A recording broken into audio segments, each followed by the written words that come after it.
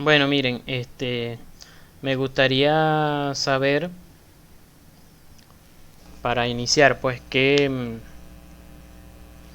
curiosidades, qué cosas se han preguntado ustedes en cuanto a la historia clínica. Eh, no sé, de repente no les ha surgido preguntas de cómo se hará cuando pase esto, cómo se hará cuando pase aquello. ¿Qué curiosidades tienen por ahí? A ver. Yo tengo, yo tengo varias, pero ya voy a organizar las ideas. No, pero dime, empieza a ver. Porque a mí me estimula más Ajá. así para poderte dar la clase. Saber qué desconocimientos tienen ustedes. Bueno, doctor, o sea, hay una parte en antecedentes personales que dicen son las vacunaciones. Normalmente las personas no se acuerdan, o sea, dicen, no, me vacunaron chiquita, ajá, y es adulto, pero no sabe cuáles son las vacunas. ¿Qué colocaríamos ahí No, en tal caso? en adulto normalmente no se piden las vacunas. No sé si en la historia de adulto está colocado. No recuerdo. Estoy buscando aquí a ver. Sí Sí, aquí está, está, 1.35. Está vacunaciones. Pero no, normalmente no se pregunta o puede ser a lo mejor pensando en que estás en un país endémico, por ejemplo, de fiebre amarilla, en la que necesitas que a juro la persona ya tenga esa vacuna de adulto. O por ejemplo, bueno, en el caso de esta pandemia va y a se llegar un contaría, momento que se va a estar preguntándole a la gente, dentro de un año a lo mejor se va a empezarle a preguntar a la gente si se colocó la vacuna contra el COVID. Dime. ajá, se coloca el nombre de la vacuna, la dosis No, y qué más, más no, nada. o sea, la dosis es, o sea, si qué dosis, o sea, qué número de dosis, porque por ejemplo las hepatitis tienen 5 dosis. Entonces tú colocas, lleva 2 dosis o lleva 3 dosis. Las hepatitis B que son de adulto también, por ejemplo. En el caso de si es niño, bueno, ahí sí tú te tienes, como les dije, tienes que saberte el- la tabla completa de vacunaciones que tiene que tener un niño de tanta edad. Y entonces tú de acuerdo a eso vas a ir colocando en la historia. Falta la polivalente, la segunda dosis de la polivalente, falta esta, falta esta. Si no, sencillamente se evidencia Ah, ok. carnet de vacunación completo. Ah, ok, está bien. Gracias. A la orden, ajá, Gracias. Doctor, yo a recuerdo la que orden, usted ajá. había dicho que cuando hiciéramos el examen físico, por ejemplo, de una persona que vino con un traumatismo, por ejemplo, en el brazo o algo así, nosotros nos vamos a enfrascar más que todo en el examen físico de muscular. Porque, por ejemplo, mi última paciente, yo estuve con ella y de verdad que nos tardamos porque era hasta abdomen. Entonces ella me decía, ay, ¿por qué te tardas tanto? Nunca me habían hecho una historia tan larga, que no sé qué. Y yo trataba de ser lo más objetiva y rápida posible.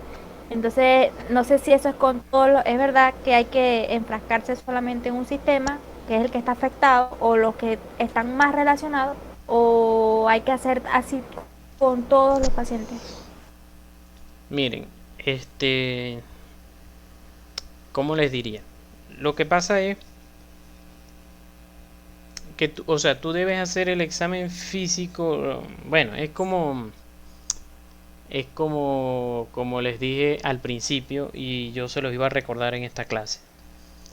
Em, el problema es que ustedes no conocen las patologías y entonces es como buscar un niño en un centro comercial sin tener la foto del niño, sino sencillamente, bueno, no, que mide tanto, más o menos, es blanquito, es negrito.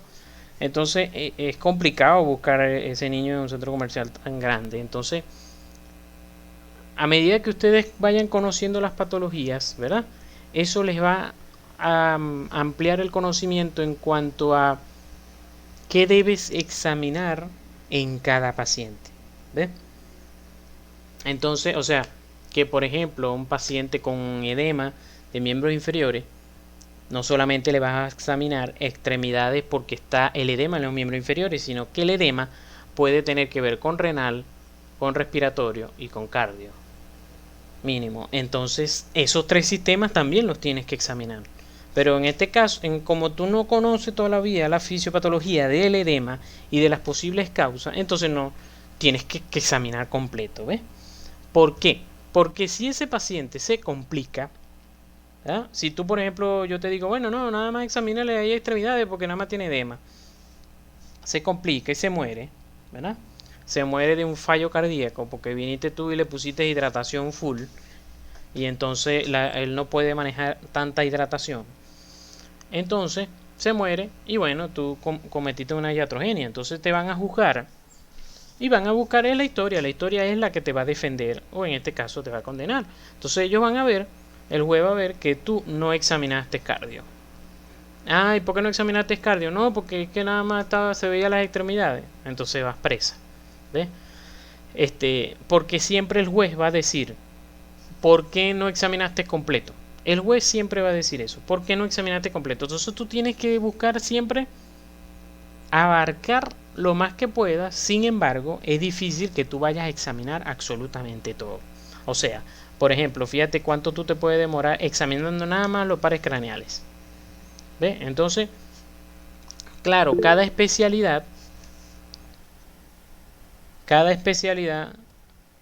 yo creo que los demás escuchan, ¿verdad? Ajá. Yo creo que cada especialidad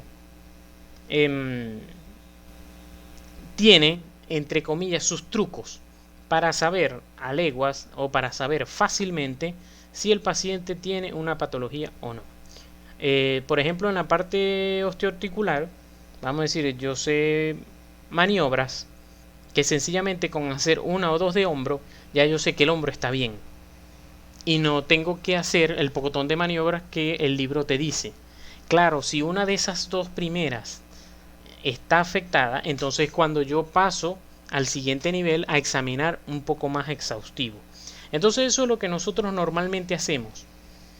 Examinamos superficialmente los sistemas, todos los sistemas que están sanos, igual los examinamos. O sea, igual yo examino abdomen, igual yo examino tórax, ORL, como les digo por encima, o sea, lo más superficial, pero si en algún momento veo que algo está alterado, entonces me enfrasco allí. Y a veces si está muy alterado, si estoy en el hospital, si está muy alterado, entonces llamo a la especialidad de ese sistema. Si es algo de neurológico, llamo a Mato. Mira, examíname este paciente porque tiene algo que no está normal, pero yo no sé mucho de eso. Y uno lo dice, si entra en las especialidades, lo dice, chamo, yo de eso no sé. Yo nomás sé de los brazos y las piernas, vos sabés el que sabe de la cabeza, dale ahí. ¿Ven? Entonces, ese tipo de cosas ocurre. Entonces, como les digo, mientras ustedes estén a este nivel, mientras ustedes no tengan un título, siempre deben examinar completo. Claro está, les va a llegar, van a estar en las guardias con un residente que a lo mejor le va a decir, ey, apúrate. Si te dice que apure, bueno, vas a examinar entonces un poco más superficial. Claro está, el residente debe irte enseñando esos trucos o esa manera de examinar más rápido para que tú la aprendas. Pero muchas veces ellos creen que tú ya lo sabes, como que si él nació aprendido también. Entonces deben jugar como que con eso. Entonces siempre es hacer de más que de menos. Yo al principio me echaba horas haciendo una historia y era por eso, porque yo me ponía a hacer todo de la historia, pero ¿cómo sé yo qué es lo que no voy a examinar? O sea, porque eso debe estar bien. Y si se me pasa algo, porque es que yo no lo conozco. O sea, yo no conozco lo de las patologías hasta que las voy estudiando. Es por eso, vuelvo y repito, es por eso que es importante estudiar. Porque estudiando, tú conoces cómo se diagnostican las patologías y entonces superficialmente puedes más o menos ir sabiendo qué es lo que tiene el paciente. Ajá. Por ejemplo, en hábitos psicobiológicos aparece rasgos personales. Nosotros ahí, ¿qué colocaríamos? Rasgos personales, vamos a ver. Aquí en hábitos. Bertale, de verdad que no se me había Sí, ocurrido. No, no. Por eso es que lo que yo les he dicho, que yo casi siempre hago la historia sin leer para acá. Porque me acostumbré desde el principio de introducción a la práctica médica así. No sé qué se referirá a rasgos personales. No sé. Pero lo puedo preguntar y tenerlo pendiente con ustedes. Al mismo Mato le podemos preguntar. Mato siempre sabe de todo. Alex, cuéntame. ah, bueno, doctor. Dale a la orden. Bueno, miren, ustedes me pueden interrumpir sin ningún problema, eh, porque prefiero que quiten las dudas de una vez a que me pregunten al final. Así ya estamos en la lámina y de una vez les muestro, porque aquí les voy a mostrar muchos formatos que ustedes se van a encontrar y que ojalá se los encuentren, ojalá que dentro de un año más o menos que ustedes entren a las clínicas, el país haya mejorado un poquito, hayan formatos en los hospitales que puedan, o sea, que puedan ver estos formatos en los hospitales. Por lo menos cuando yo ingresé, cuando yo estaba en las clínicas, estos formatos estaban. O sea, tú ibas a una parte de historias médicas, los que han ido a guardia conmigo saben dónde es, ahí en la entrada de la emergencia. Y ahí estaban todo el poco de ojos, o sea, había una resma de cada una de estas sodas puestas ahí que tú agarrabas y te la llevabas y hasta te llevabas a veces 5 o 10 de una vez para tenerla en tu carpetica para no estar yendo cada vez que vas a hacer una historia y ir para allá, sino que ya lo tenías lista. Y bueno, cuando yo hice el posgrado ya casi no había, pero teníamos una impresora, entonces bueno, imprimíamos y para que nuestras historias quedaran bonitas. Siempre se los digo a los que van a guardia conmigo, les muestro las historias de nosotros, por lo menos ya al final, eso sí, ya eran casi un desastre. Pero siempre nosotros tratábamos de mantener nuestra historia lo más ordenada posible. ¿Por qué? Pues se van a fijar, se van a dar cuenta que una historia es lo más ladilla de ver, de leer. O sea, la historia de otra persona. Para empezar, siempre la historia está, quiero decir, en letra de médico. Entonces eso no se entiende. Eso para empezar. Entonces, segundo, es un desastre. Entonces, no sabe dónde está la parte 1, la parte 2, la parte 3, las evoluciones, las órdenes médicas. Entonces, leer algo desordenado, imagínate. Por cierto, me estaba acordando ayer que creo que esta clase la escucharon ustedes la primera vez, que creo que fue la primera vez que yo les llegué a dar una clase, que fue cuando ustedes presentaron su proyecto de trabajo 1 allá en la Francisco de Miranda, que, que algunos profesores nos ofrecimos a dar algunas cosas y yo di fue esta clase. Si no me equivoco, algunos de ustedes estaban allí. Sí, yo estaba. Ah, bueno. Yo también estaba. Bueno, sí. Bueno, es esta clase y obviamente ya tienen un poquito más de capacidad para entenderla. En ese momento a lo mejor no entendieron muchas cosas, pero ya lo van a entender. Ok, entonces bueno, ya de esto hemos hablado bastante, porque como les dije también, esta es parte de una clase que yo doy antes de entrar a las clínicas, porque, le vuelvo y lo repito, esto, ustedes legalmente, vamos a decir, lo que está en los objetivos específicos de la materia, solamente ven historia clínica hasta aquí, parte 3. Ya, chao. Y ve y sigue, pasas al quinto, pasas al sexto semestre y no ves más nada de la historia clínica. Y yo siempre, mientras iba pasando por esos semestres, me preguntaba, pero, cónchale, esto, porque yo a veces veo en los hospitales una historia tan gruesa y yo solamente que lo que conozco es parte 1, 2 y 3. Entonces cuando tú llegas a las clínicas, llegas a tu primera guardia, empiezan a decirte, bueno, anda a buscar la historia. Busca ahí en la historia la última evolución. Y tú ni siquiera sabes qué carrizo es la evolución. Entonces lo peor es que te regañan. Viene el residente y te regaña. Pero ¿por qué no sabes qué es una evolución? Que no sé qué. Ya no estás en el séptimo semestre. Entonces, bueno, yo iré mostrarles todas estas cosas antes que lleguen a las clínicas para que no se encuentren con eso. Vuelvo y lo repito, esto lo doy en el curso, pero bueno, como estoy dando introducción a la práctica médica, agarro y lo doy al final de la materia. Por eso, bueno, eso es una de las cosas que siempre les corrijo. Los signos vitales. Y a veces uno se le olvida porque empieza a escribir aquí y entonces se le olvida que arriba están los signos vitales y entonces el paciente será que se murió. No olvidar firmar y sellar. Esto nunca hagan esto hasta que no se gradúen. No firmen ni sellen una historia hasta que no se gradúen, porque el paciente se muere, va para un juicio y ¿a quién van a llamar? A Marianita. Marianita, y estás aquí, ¿por qué estoy en el juicio si no soy médico? Ah, bueno, ¿quién te manda aquí? Sellaste y firmaste la historia. ¿Y por qué sellaste y firmaste la historia si tú no eres médico? Porque esta historia nada más la pueden tocar personas médicos. Entonces, bueno, ahí vas presa también. Por estar de metiche. Este es un meme que ya lo han leído por ahí. Ajá, bueno, entonces, cuando tú haces una historia, ¿verdad? Al paciente, entonces tú muchas veces le pides exámenes de laboratorio al paciente. Que si el uroanálisis, la hematología completa, etcétera.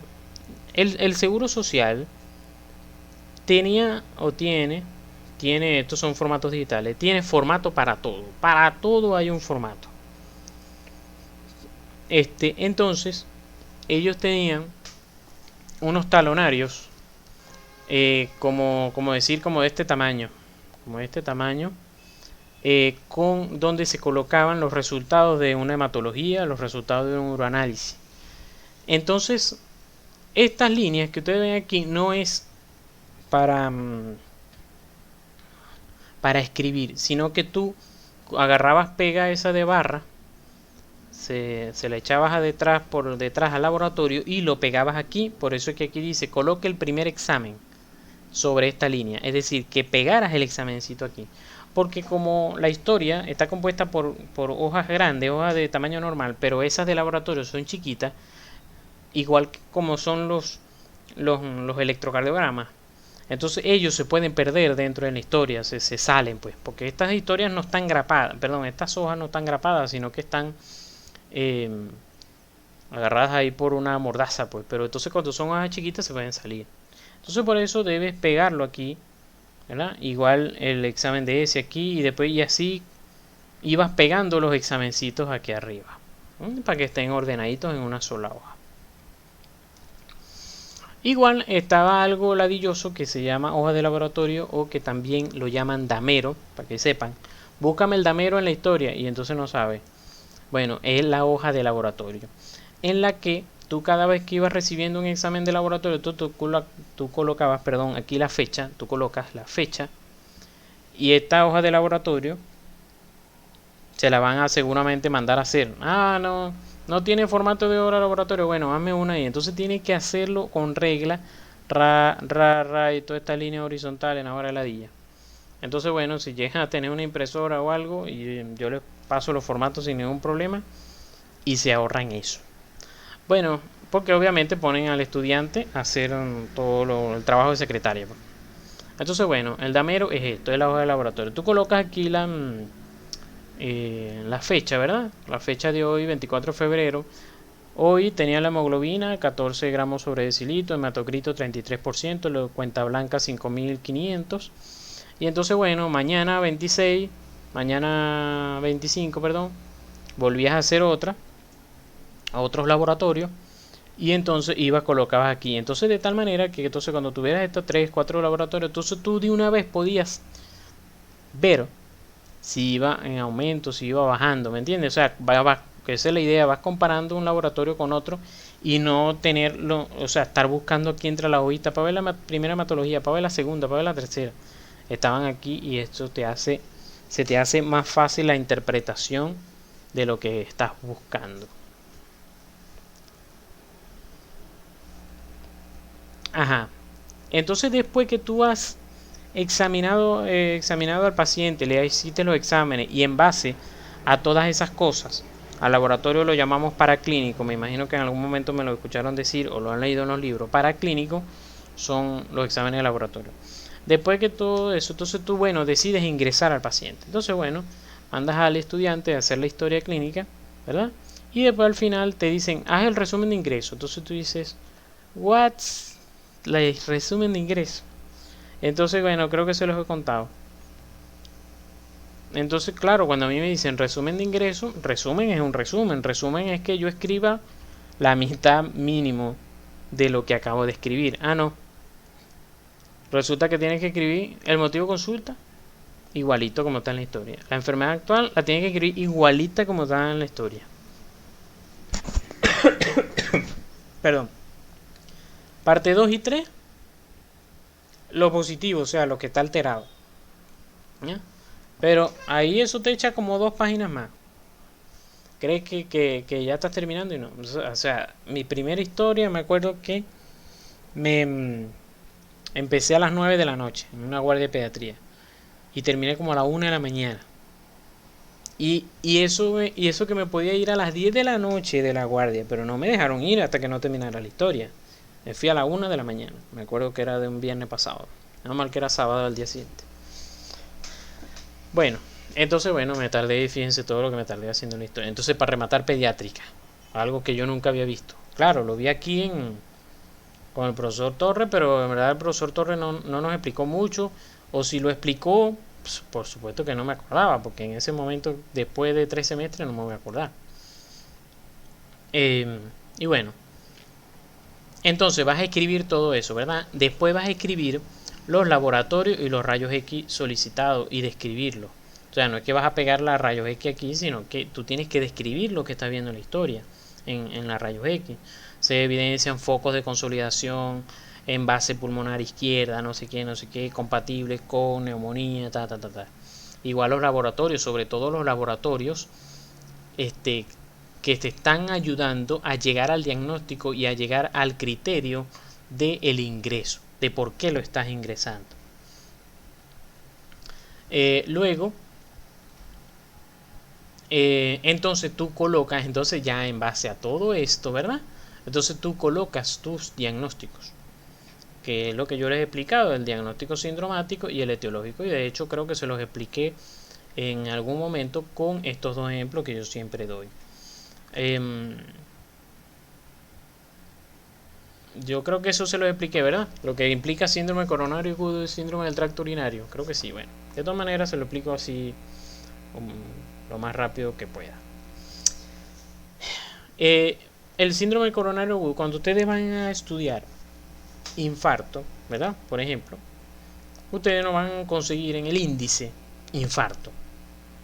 Ustedes van a buscar, van a tener que buscar el síndrome coronario agudo. Y dentro del síndrome coronario agudo, que es el diagnóstico sindromático, está el diagnóstico etiológico. ¿Cuál es la diferencia entre estas dos cosas? Diagnóstico sindromático y etiológico.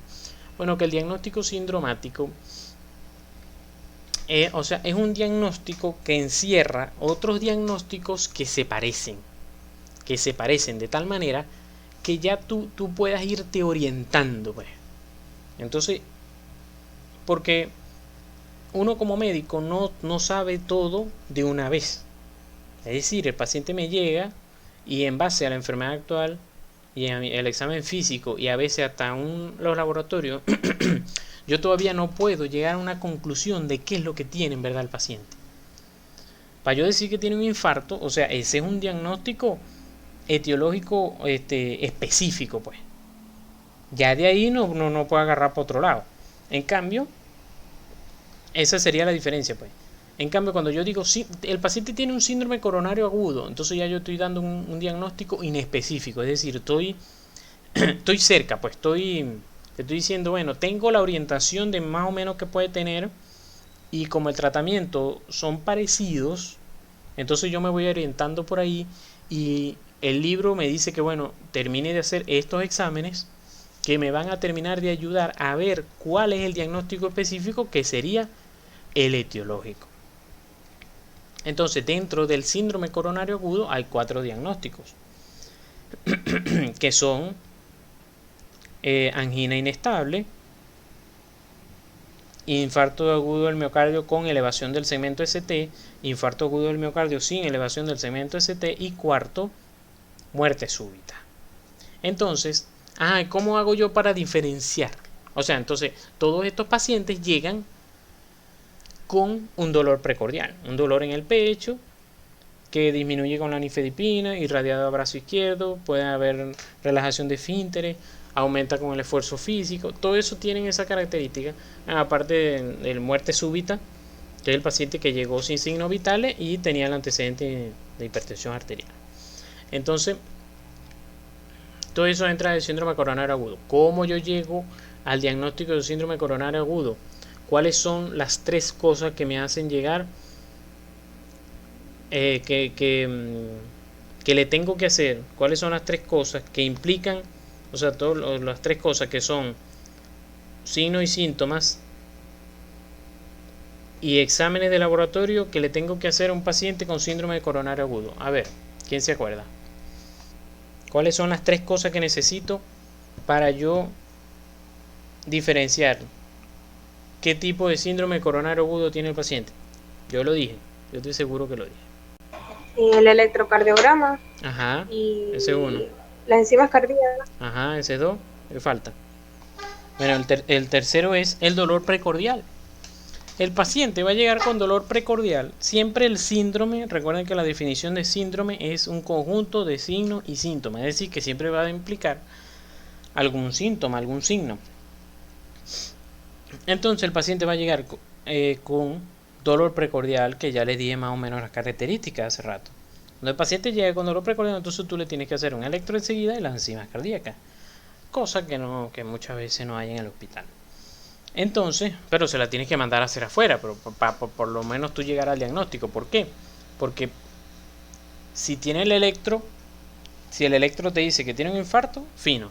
Pero si dice que no, o sea, si no aparece el infarto, puede que de todas maneras tenga el infarto, que entonces ahí saldrían las enzimas positivas y entonces tú llegas al diagnóstico de síndrome coronario agudo sin elevación de segmento ST, es decir, sin que el electro me diga que tiene un infarto. Entonces, vuelvo y les repito, y eso es quinto semestre. Cuando lleguen al quinto semestre y vean síndrome coronario agudo, vean esta partecita de la clase y por lo menos se van a ubicar. Entonces, para yo llegar al diagnóstico, entonces, ¿cómo sé que el paciente tiene una angina inestable? Bueno, que tiene dolor precordial, pero las enzimas ni el electro están positivos, están negativos. Entonces nada más tiene dolor precordial. Eso es una angina inestable. Un infarto agudo del miocardio con elevación del segmento ST es que tiene el electro positivo. Sin la elevación del segmento ST es que tiene las enzimas positivas, pero con el dolor precordial, por supuesto. O sea, de estas 3 cosas que tú tienes que buscar, tienen que estar 2 positivas. Es decir, puede ser que también el paciente diga que el paciente te refiera como un dolor de estómago. Entonces eso no sería dolor precordial. Pero viene y tú, como él es diabético y el dolor se comporta de diferente manera, vienes tú y como el paciente es hipertenso, chico, vamos a hacerte un electro, viene y sale positivo. Y le haces las enzimas y también sale positivo. ¿Qué es? Un infarto con elevación de segmento ST.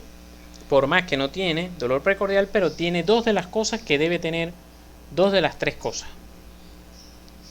Y bueno, como les dije, muerte súbita se diagnostica ya cuando el paciente se murió, llegó muerto y que tiene un antecedente de hipertensión. Igual está la infección del tracto urinario. Ese es otro síndrome, ¿verdad? Infección del tracto urinario, 2 puntos. Ese sería el diagnóstico sindromático, es decir, inespecífico. Bueno, tiene una infección del tracto urinario, pero ya va, el tracto urinario es largo. Pueden ser los riñones, puede ser la vejiga, puede ser la uretra, porque ¿qué es lo que tiene infectado? Entonces ahí es 2 puntos. Diagnóstico etiológico, que puede ser una cistitis aguda, que es una de las más comunes, la infección urinaria común, que la paciente presenta disuria, ¿verdad? Entonces, bueno, tiene una cistitis. Existe también otro diagnóstico etiológico que es la bacteriuria sintomática. Entonces la paciente que, no sé si les ha pasado a ustedes, que aquí en este momento hay puras mujeres, en las mujeres es más frecuente, sé más o menos de esto porque hice mi tesis de médico sobre infección de tracto urinario en embarazadas.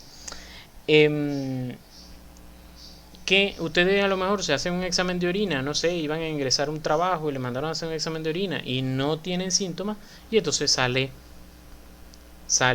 el uranálisis patológico. Pero si a mí no me arde el orinar, bueno, pero eso se llama bacteriuria asintomática, es decir, que tienes bacterias en la orina y estás asintomática. ¿Te debes tratar? Sí. El libro dice que debes tratarte como si tuvieras una cistitis. Por supuesto que no te van a indicar tratamiento sintomático para el dolor en la vejiga y eso, para la disuria, no te va a indicar el tratamiento porque no lo tienes, pero sí el antibiótico. El otro diagnóstico dentro de infección de tracto urinario está pielonefritis, que entonces es dolor, infección en los riñones. Entonces ahí es donde sale la puñopercusión positiva, el paciente va a tener malestar, fiebre, no sé si han tenido alguna infección urinaria, pero que normalmente es una infección que no da fiebre, sino que solamente da disuria. Disuria y otros síntomas, pero locales a nivel de los genitales, y que no tiene que ver con malestar general ni nada. Pero si la paciente tiene disuria y tiene malestar general, eso casi siempre es que ya tiene la infección a nivel del tracto urinario alto, es decir, en los riñones. Bueno, después que tú describas, ¿verdad? Todo el diagnóstico que tienes, al que has llegado y cómo llegaste a esa conclusión, entonces tú sigues un plan. O sea, tú ahora vas a describir qué plan vas a hacer con la paciente, qué tratamiento le vas a colocar. Entonces aquí tenemos un ejemplo, ¿verdad? Yo, como era flojo, ¿verdad? Entonces yo agarraba y no me gustaba nunca el resumen de ingresos, ya cuando era residente, pues. Yo me negaba a hacer resumen de ingresos y entonces yo no escribía toda esta guarandinga, sino que yo escribía de manera extensa el motivo por el cual el paciente estaba llegando, o sea, escribía más o menos como un resumen de la enfermedad actual. Claro, recuerden que en traumatología también las enfermedades actuales son un poco más cortas porque el paciente se golpeó y se fracturó. Listo. Entonces, bueno, a veces llegaban posterior a un accidente de tránsito. Todas esas cosas yo las relataba bien, las describía bien. Entonces, después de describir todo y de describir las rayos X, de hecho describía las rayos X, evidencia una solución de continuidad en la diáfisis del fémur, etc. Entonces, luego colocaba esto, que es lo que se llama nota de ingreso. O sea, el por qué está ingresando el paciente, que es esto, de aquí para abajo, es la nota de ingreso, prácticamente. Es por qué lo está ingresando y qué vas a hacer con él. Entonces, esto es un ejemplo de una nota de ingreso, o sea, de lo que va al final del resumen de ingreso. Se evalúa paciente en conjunto con el adjunto de guardia, quien por evidenciar. Entonces estoy diciendo qué encontré, a qué diagnóstico estoy llegando y por qué. Encontramos dolor precordial característico, elevación del segmento ST en derivaciones B5 y B6. De electrocardiograma ya tengo 2, ¿verdad? Entonces se decide ingresar con diagnóstico de síndrome coronario agudo, infarto agudo del miocardio con elevación del segmento ST. ¿Cuál es mi plan a seguir? Aquí está. Se indican medidas antitrombóticas, aspirina, torbatatina, nifedipina, estreptoquinasa, etcétera, lo que se vaya a colocar. Se solicitan enzimas cardíacas fuera de la institución en vista de no contar con las mismas en nuestro centro. Además, se le va a hacer electrocardiograma cada 4 horas. ¿Ven? Entonces, este esquema es lo que les quiero decir. Lleven este esquema en la mente de lo que debe llevar un resumen de ingreso. Bueno, siempre les va a pasar este tipo de cosas, que los pacientes muchas veces se niegan a la enfermedad que tienen. Entonces tú como que, bueno, está bien, lo que te diga. Em, Después entonces viene lo que se llaman las órdenes médicas. Es decir, que en base a lo que tú diagnosticaste y el plan que vas a seguir, entonces tú debes escribir en la historia los medicamentos que se le van a dar al paciente, el tratamiento que se le va a hacer, con dosis y todo específico, porque son las órdenes que tú le vas a dar a la enfermera. Es decir, tú aquí lo dijiste aquí por encima, los medicamentos que se van a colocar, pero debes escribirlo allá porque esa es tu orden legal. Entonces, primero debe ir donde va a ingresar la paciente. Si va a estar en hospitalización o se va a quedar abajo en la emergencia. Bueno, lo que han ido a mi guardia les explico. Que en el área de emergencia el paciente debe ingresar con historia y después cuando se decide subir, todo ese tipo de cosas. Entonces tú debes especificar si el paciente se va a quedar en la emergencia o de una vez lo vas a subir. Entonces, en este caso, bueno, ingresar a cargo, estoy siguiendo con el mismo ejemplo de este paciente, del paciente del infarto. Ingresar a cargo de observación de medicina interna. A cargo de medicina interna. En observación, esto implica en la emergencia. Pero en la emergencia pueden haber de muchos servicios. Entonces tú tienes que decir de qué a cargo de qué servicio va a estar. Dieta absoluta, ¿no? Si puede comer o si no puede comer. En este caso, dieta absoluta es que no puede comer. A la hidratación, ese es un tema aparte, obviamente. Cómo se calcula la hidratación. De hecho, los del quinto semestre me empezaron creo que fue en diciembre, me empezaron a preguntar cómo se saca la cuenta de la solución porque se le lo estaban preguntando. Y eso es algo que yo vine a saber en las clínicas. A mí nunca me preguntaron eso, pero bueno, el profesor de fármaco le estaba preguntando eso. Cómo calcular la hidratación, a cuántas gotas se pasa, si yo quiero pasar una solución, durante cuánto tiempo la debo pasar, no sé qué, es un poco broma. Pero bueno, ustedes deben partir de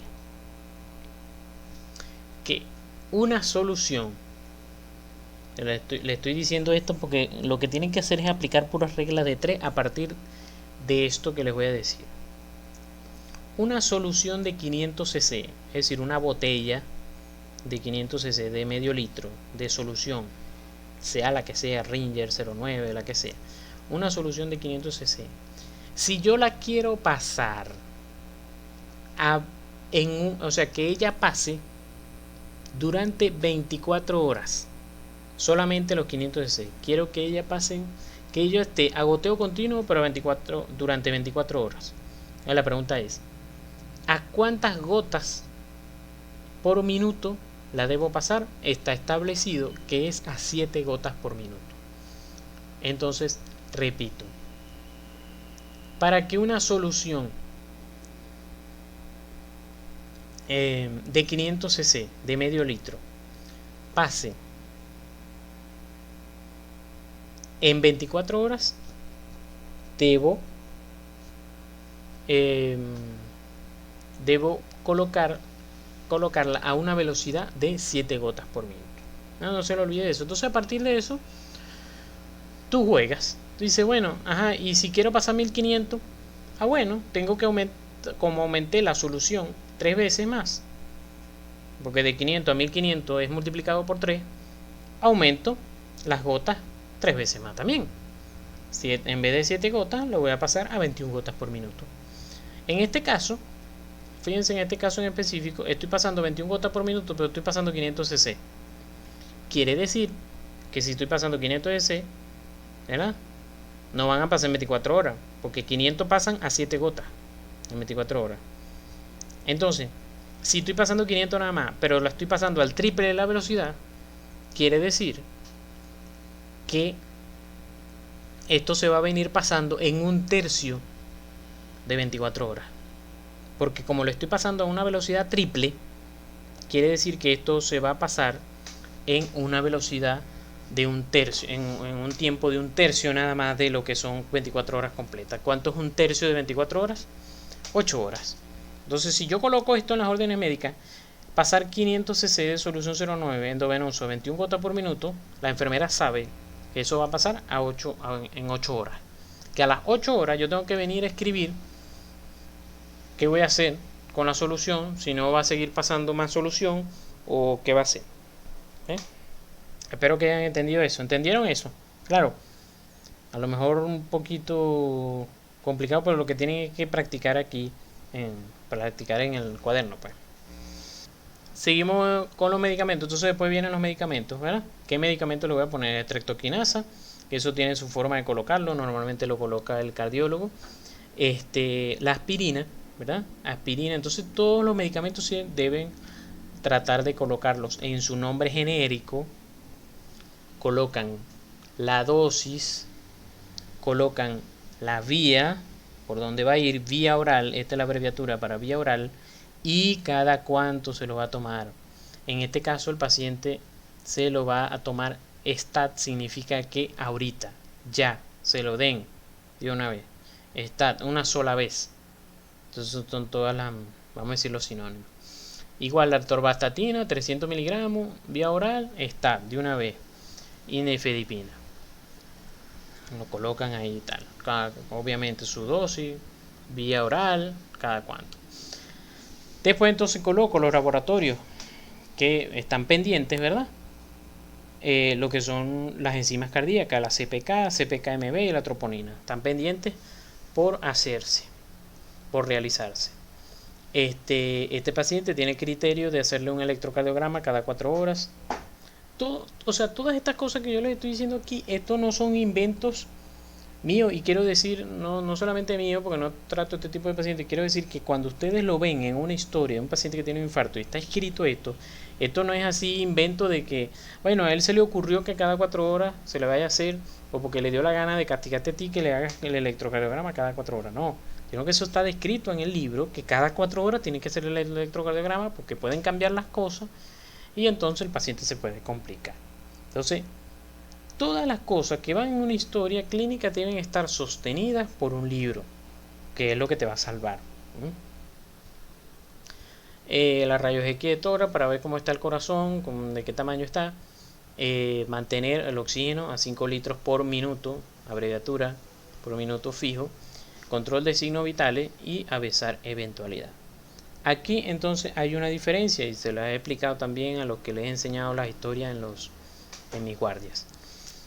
Hay diferencias entre lo que es avisar eventualidad y resto igual. Cuando yo escribo avisar eventualidad, o sea, les explico, me voy a explicar de otra manera. Yo escribo que avisar eventualidad. Después, bueno, resulta que esto es 3 de noviembre del 2017, esto es cuando hice estas láminas, esta es la primera vez que di ese curso. Que me estaba grabando 11:30 de la noche. Bueno, viene que a las 2 de la mañana, que empezó con dolor otra vez, no sé qué, y vengo, o de repente le dio fiebre, no sé, tenía COVID. Le dio fiebre. Entonces, bueno, yo necesito agregar que le coloquemos acetaminofén. Entonces, bueno, claro, aquí va mi firma y sello. A ver si cambio estas láminas y colocarlas así para poder ejemplificar eso mejor. Yo siempre coloco, todo médico debe colocar al final de las órdenes médicas su firma y su sello, de tal manera que nadie, si alguien escribe abajo, quede por fuera de la firma y sello y tú puedas decir, no, eso yo no lo escribí en las órdenes médicas. Entonces, bueno, vienes tú y escribes y escribes ahora aquí a las 2 de la mañana, cuando te despertaron porque el paciente tenía fiebre. 4/11 el 2017, 2 de la mañana, escribo aquí y entonces aquí empiezo. Acetaminofén 500 miligramos vía oral está. O de una vez, para que no te llame otra vez. SOS significa si hay fiebre mayor de 38.5 grados centígrados. De tal manera que ya la enfermera sabe que si hay fiebre mayor de 38.5 no te tiene que llamar para que indiques la acetaminofén, sino que ya se lo puede dar porque te indica. Pero entonces ahora tú vuelves a firmar abajo y colocas aquí abajo en la segunda línea resto igual. Cuando tú colocas resto igual, tú estás diciendo estoy indicando el acetaminofén y todo lo demás que acabo de escribir o lo que está arriba se mantiene igual.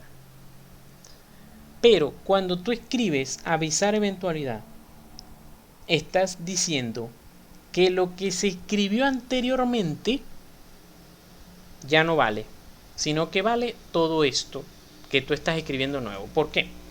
Porque esto fue, supónganse, el lunes en la noche. Yo lo escribí.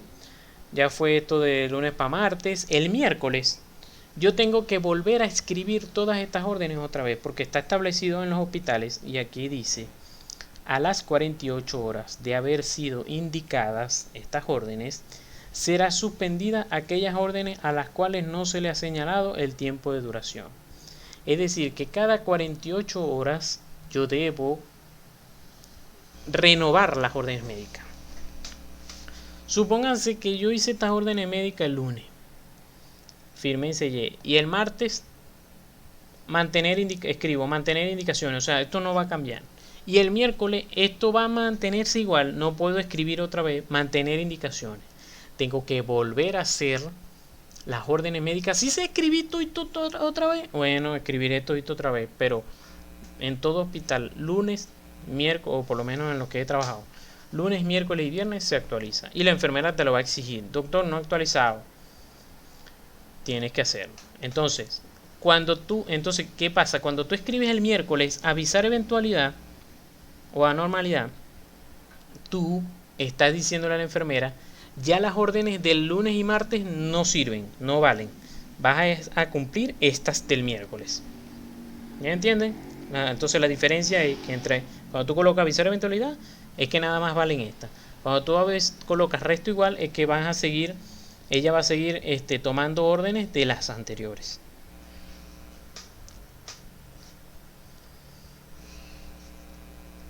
Entonces, bueno. Doctor, tengo una duda. Dime, yo sabía. Cuando yo hay una abreviatura. Dime. Hay una abreviatura que es OD. ¿Eso solamente aplica para cuando son tabletas?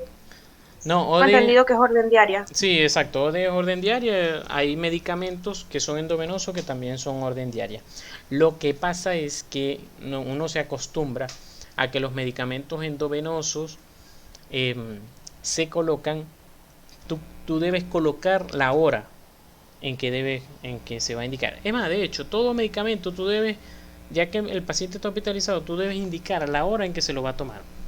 Entonces, sobre todo, hay antibióticos que son una vez al día, y entonces tú no colocas orden diaria, porque entonces viene la enfermera y se lo puede dar a la hora que se acordó, pues. No, o sea, entonces el antibiótico se tiene que tomar siempre a la misma hora. Si es cada 24 horas, a las 8 de la noche de un día, a las 8 de la noche del otro. Entonces tú debes especificar, es mejor especificar y colocar cada 24 horas cuando es antibiótico, para que no se pase la hora. En cambio, cuando son otros tipos de medicamentos, tú puedes colocar orden diaria, como que bueno, no importa a qué hora se lo tome. Pero si tú mientras más específico eres, mejor. Si dice B y D, ese OD es orden diaria, una sola vez al día. Si dice B y D, quiere decir 2 veces al día. Si dice T y D, son 3 veces al día. O sea, 3 veces al día siempre se coloca 3 veces T y D. Y B y D se usan, como les digo, como tú más o menos dijiste, con medicamentos vía oral que no importan mucho, que son vitaminas y ese tipo de cosas. Pero cuando son antibióticos, eso tú debes colocar cada 8 horas o cada 12 horas. Yo me acostumbré así. Son consejos. Entonces después viene la evolución. En la evolución, ¿verdad? Ya tú atendiste al paciente, ¿verdad? A las 11 de la noche, le escribiste todo eso a la enfermera. De hecho, algo que se me olvidó decirles, que la hora, muchachos, la hora que tú le coloques aquí a la enfermera es la hora que tú estás escribiendo, porque entonces tú vienes y te haces loco, ¿verdad? Vienes e ingresaste el paciente. Bueno, aquí lo ingresaste a las 11:30, pero viniste y te pusiste a manguarear, no sé, hacer otras cosas, y viniste, claro, le dijiste a la enfermera: mire, ponle tal cosa, tal cosa, tal cosa. y viniste a escribirla a la 1 de la mañana, y entonces vienes y te haces loco y te vas a escribir aquí 11:30. No, la enfermera no te lo va a aceptar. Va a decir, hazlo otra vez porque tienes en la hora de ahorita. A menos que ya tú tengas confianza con la enfermera, ¿verdad? O sobre todo si tú lo hablas al principio de la mañana, o sea, perdón, al principio, cuando el paciente llegó infartado, con mucho dolor, mándate a colocar los medicamentos, lo estás atendiendo, tal, para acá, para allá, y tú le dices a la enfermera, mira, yo te hago las órdenes médicas más tarde, ¿viste?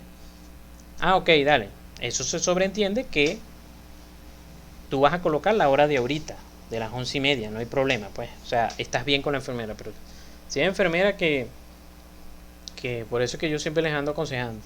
Tú pusiste de alzado, de que tú eres el que te la sabe, porque tú eres médico, aquí se hace lo que yo diga. Ah, bueno, viene ella y te friega con eso. Bueno, no, ahí vas a escribir a las 2 de la mañana. No, licenciada, pero yo no puedo escribir que a las 2 de la mañana, si el paciente me llegó a las 11:30, yo no puedo escribir que a las 2 de la mañana fue que le vine a indicar eso. Bueno, ¿quién te manda? Pues porque no lo hiciste antes. Y te va a fregar porque te pusiste de alzado con ella.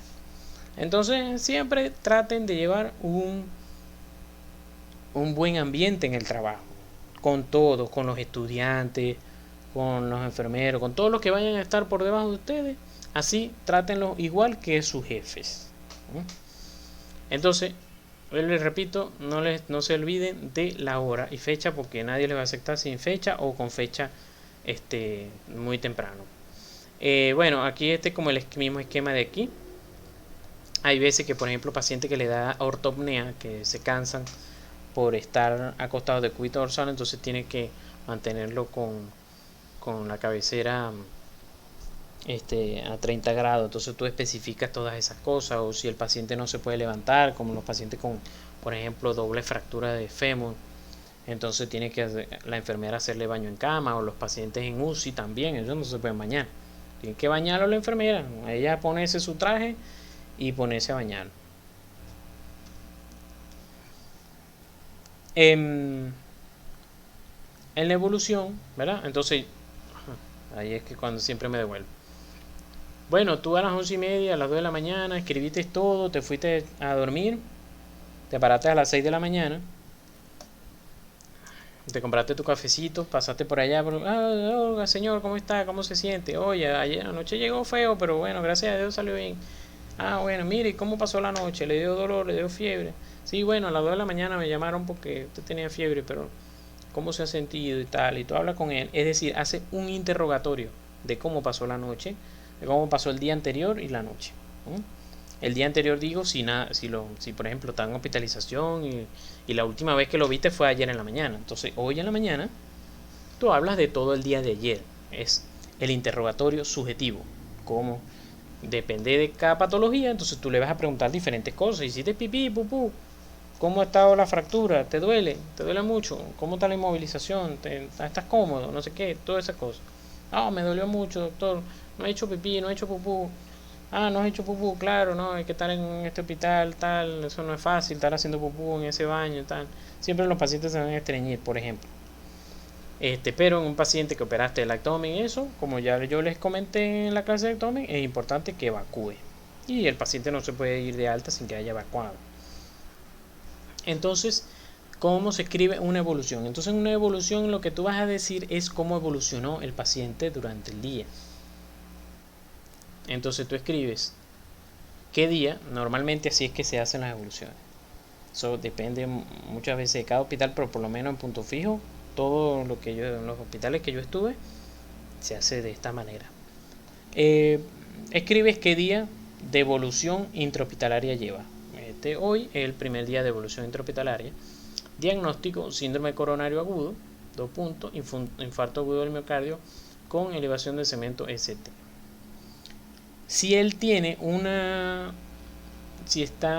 tiene colocado, como se dice, algún dispositivo que está invadiendo su cuerpo, como lo es una vía central, como lo es una sonda urinaria, un tubo de tórax, una traqueostomía, cualquiera de esas cosas,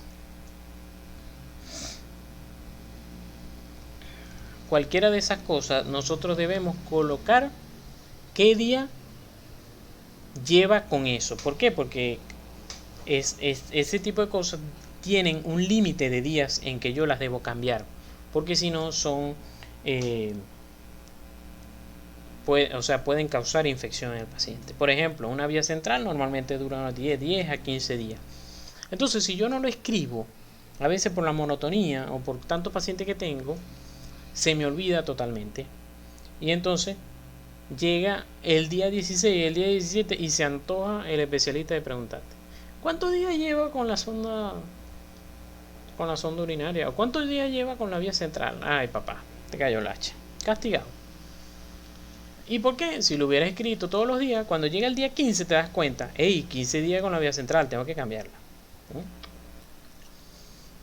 Entonces, por eso, o con los mismos antibióticos también. Hay veces que sucede que van como 20 días recibiendo el mismo antibiótico y nadie se dio cuenta que lleva 20 días recibiendo el antibiótico. Ya se debía cambiar o se debía quitar si ya no tiene infección. Entonces, por eso es mejor colocarlo aquí. Como les digo, algunas historias lo van a ver, algunas no. Pero ustedes llevan el paciente, llevan el caso, lleven esa cuenta, porque entonces viene también al residente y le echa la culpa a ustedes. Ellos, para echar la culpa al estudiante, no van lejos. El subjetivo, entonces, como les dije, cómo pasó la noche el paciente, ¿verdad? Y el objetivo es tu examen físico, que ahí no va, obviamente, ahí mucho menos va a estar describiendo todo, sino que tú vas a describir lo circunscrito a lo que tiene el paciente, o sea, lo que tiene alterado. Claro, siempre debes mencionar que le tomaste los signos vitales, que lo ocultaste, que el abdomen cómo está, la extremidad, que es lo que yo siempre le decía, en este sistema el caletrico es ese es el caletrico que uno coloca aquí en una línea, pues, está, ya. Ruido cardíaco rítmico sin soplo, está. Luego, abajo coloca el plan, porque si lo evolucionaste, pero no hiciste más nada, bueno, lo que fuiste fue a visitar al paciente nada más. Y eso es lo que hacen los familiares, pero tú tienes que escribir qué vas a hacer con el paciente o por qué lo vas a mantener todavía hospitalizado, porque si no, para eso lo doy de alta. Entonces tú, bueno, llegaron los laboratorios, doctor, llegó la familiar, llegaron los laboratorios, aquí están. Entonces tú los lees, los discutes con el doctor, qué vas a hacer con el especialista. Entonces se reciben el resultado del laboratorio de enzimas cardíacas que reportan y tú escribes porque casualidad y si se pierden de la historia, entonces bueno, por lo menos están escritos y también queda escrito que tú los viste. Por lo que en revista médica con doctor tal se decide mantener bajo observación con tratamiento descrito, igual control seriado de electrocardiograma cada 4 horas como habíamos dicho y de las enzimas cardíacas. ¿Alguna duda?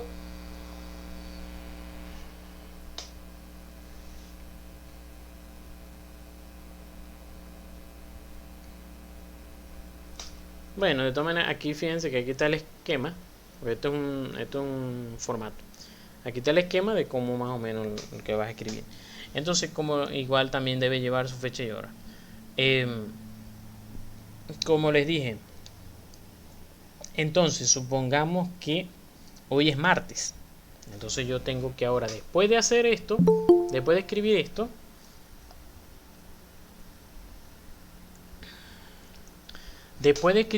tengo que volver a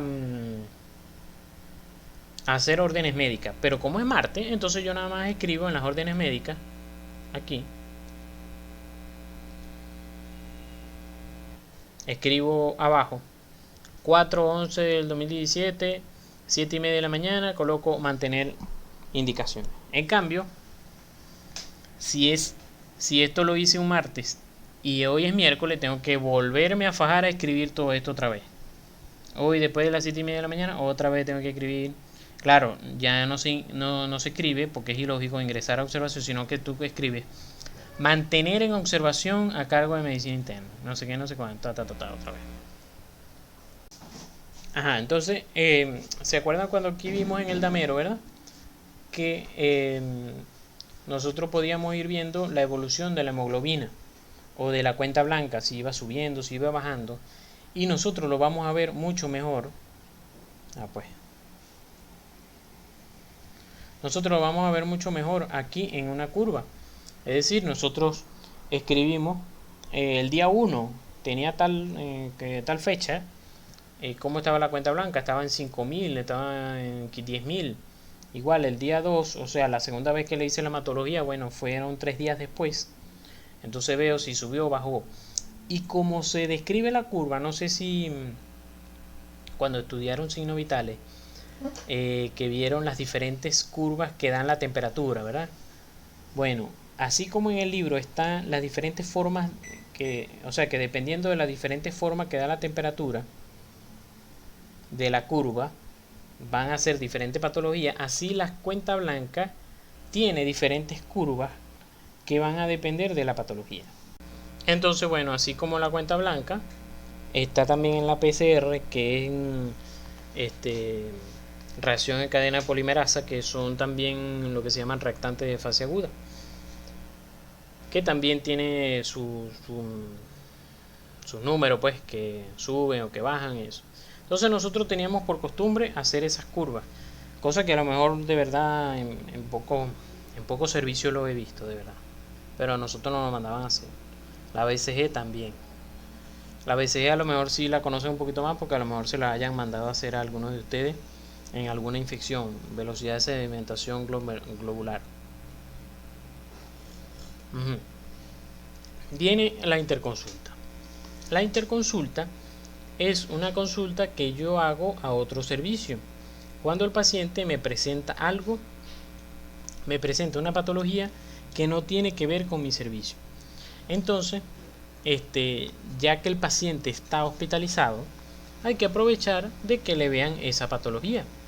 O a veces hay patologías que se presentan durante la hospitalización. Por ejemplo, paciente con fractura que está acostado, lleva 10 días acostado, tiene una alta probabilidad de que vaya a presentar una neumonía. No hay buen manejo de las secreciones, etcétera. Entonces eso le va a condicionar a una neumonía. Además que todo paciente hospitalizado siempre va a estar condicionado a una neumonía, pues, por bacterias que están dentro del hospital. Entonces, bueno, empieza con la tos, con la fiebre, la broma. Entonces, bueno, llamo a la interconsulta, o como el ejemplo que siempre pongo, porque como conocen a Mato, es con Mato. Pues, por ejemplo, viene y el paciente, bueno, de casualidad yo lo tengo ingresado por medicina interna, soy internista, y bueno, el paciente de casualidad fue para el baño, vino y se cayó y se golpeó la cabeza, tuvo una herida y una broma. Entonces, bueno, tengo que llamar a Mato, pues. Pero entonces yo no lo puedo llamar por teléfono y decirle, Mato, vení a ver al paciente, porque somos panas. No. Yo tengo que dejar por escrito que yo lo mandé a llamar. Escribir aquí, consulta solicitada a neurocirugía. Motivo de consulta: se trata de paciente que está ingresado en nuestro servicio con infarto agudo del miocardio, quien el día de hoy, por estar de boca abierta, se cayó en el baño. No, mentira, eso no lo puedo colocar. Por estar, quien posterior a caída de su propia altura presenta herida en cuero cabelludo, en región temporal, sangrante, motivo por el cual, porque Mato decir, me llamaste peso, con alteración del estado de conciencia, motivo por el cual solicito que sea evaluado por tu servicio. Si son, hay algunos algunos médicos que les gusta, ponen hasta carita. Bueno, obviamente son mujeres. Ponen una carita feliz, como que gracias, por favor, please, ¿será que puede venir? Para que no se ponga bravo el interconsultante, el que va a recibir la interconsulta. Entonces, por favor, muchachos, de todas maneras yo espero que darles esto antes que lleguen a las clínicas, pero no se les vayan a olvidar estas cosas que les comento aquí. Primero, el residente te va a decir que tú hagas la interconsulta, ¿verdad? Haz la interconsulta y la llevas. Bueno, tú haces la interconsulta, pero no se les ocurra llevarla, por favor. Ustedes se hacen los locos. Ustedes le dicen al residente, mire, no, la otra vez yo llevé esa interconsulta y me echaron un regaño, porque es que nada más la tiene que entregar al residente. Tú le dices así y lamentablemente le tienes que mentir, pero tú le dices, porque si tú te niegas, entonces empiezan los líos. Pero es el deber ser que tú te tienes que negar, porque eso nada más lo tiene que traer un residente, porque entonces Matos ¿Qué pasa? Matos, cuando reciba interconsulta, va a pedir que un residente sea el que haya enviado la interconsulta. Además, porque el residente es el que debe saberse mejor el caso, mejor que el estudiante. Entonces, a Matos de una vez va a preguntar algunas cosas que entonces el estudiante no sabe. Entonces Matos va a botar piedra. Entonces, pasa mucho eso. A mí me llegaron, de verdad, yo siendo residente, me llegaron como 2 estudiantes, 2 veces, pues en 2 ocasiones me llegaron estudiantes para darme interconsulta. Y yo le dije, no, mira, me vas a disculpar, yo te aprecio mucho, pero tú te vas a devolver y tú le vas a decir a tu residente que yo no te quise aceptar la interconsulta porque él es el que me la tiene que venir a traer. No, doctor, pero que... No. Es que él sabe que tiene que venir él. Lo que pasa es que le da flojera. Tiene que venir. Y como les digo, bueno, obviamente yo nunca envié a un estudiante por eso.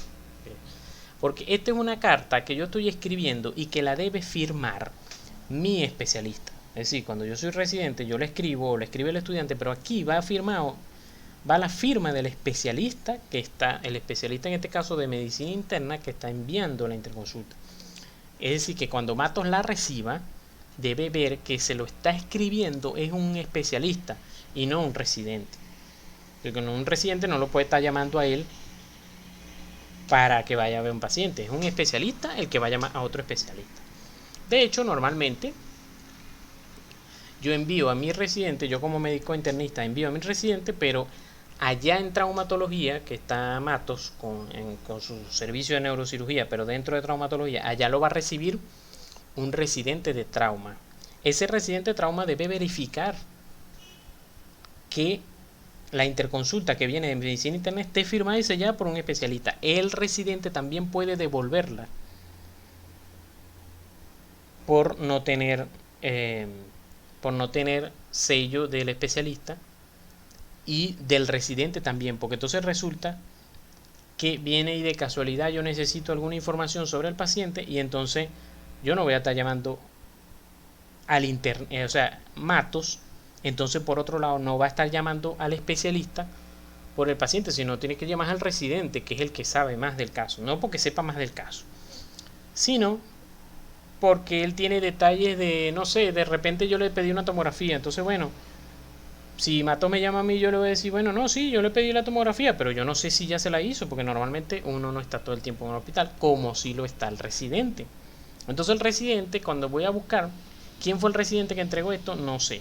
Entonces por eso siempre firmaba junto con el especialista para cuando yo iba a enviar una interconsulta.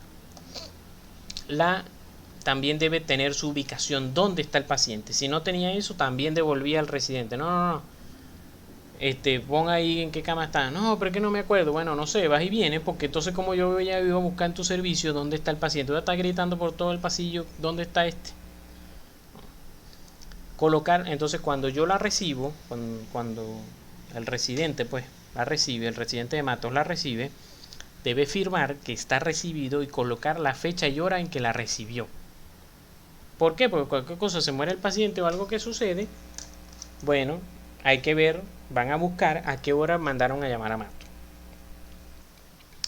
Y entonces Matos, el otro interconsulta, pues a quien le enviaron la interconsulta tiene 48 horas para responder. Si en 48 horas no responde, ustedes como estudiantes pueden estar pendientes de eso. Ustedes, por ejemplo, enviaron la interconsulta hoy, 24 o 25, no sé. Enviaron hoy la interconsulta, hoy 25. Enviaron la interconsulta hoy y bueno, mañana llegas y ves que no han respondido. Llegas el 27 otra vez a hospitalización y no han respondido. Entonces tú le puedes decir al residente, mire doctor, ¿se acuerda que el paciente se cayó? Él está bien, pero no han respondido a la interconsulta de neurocirugía. Ah, bueno, vamos a enviarle otra. Entonces tú envías otra interconsulta, o sea, el residente te manda a hacerla, tú la haces, y se debe colocar abajo segundo llamado, como diciendo, hey, ve que es la segunda vez que te estoy llamando. Y si todavía no, en 48 horas más no responde, tú puedes hacer una tercera interconsulta, colocas tercera interconsulta y escribes abajo con copia a dirección, como que a ver si no vas a venir. Entonces esas son las normas en cuanto a las interconsultas. La solicitud de transfusión, eso es una de las cosas que más flojera me daba a llenar, porque te deben colocar absolutamente todos los datos del paciente. Eso es para evitar que haya una confusión cuando se le vaya a colocar la transfusión.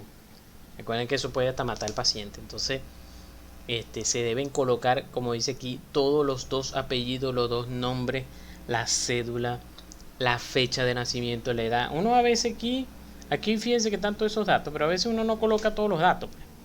O coloca nombre, apellido, cédula, pero aquí deben colocar nombre, apellido, fecha de nacimiento, los 2 nombres, los 2 apellidos, todo eso en banco de sangre. Cuando tú llevas esto, ellos se van, antes que te vayas, ya va.